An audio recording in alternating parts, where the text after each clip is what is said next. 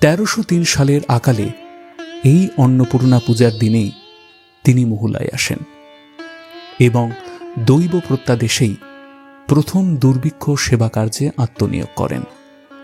এই কারণে তাঁহার জীবনে এই দিনটি একটি বিশেষ দিন। এই দিনের প্রসঙ্গে তিনি আরও বলিতেন, ঠাকুরের তিথি পূজার দিনই মন্দির প্রতিষ্ঠার সংকল্প ছিল। তখনও মন্দিরের কাজ শেষ না হওয়ায় আমি সকাতরে ঠাকুরের শ্রীচরণে আমার মনের কথা জানাই। তারপর ঠাকুরই আমায় জানিয়ে দেন এখানে ব্যষ্টি রূপে তিনি অন্নপূর্ণা।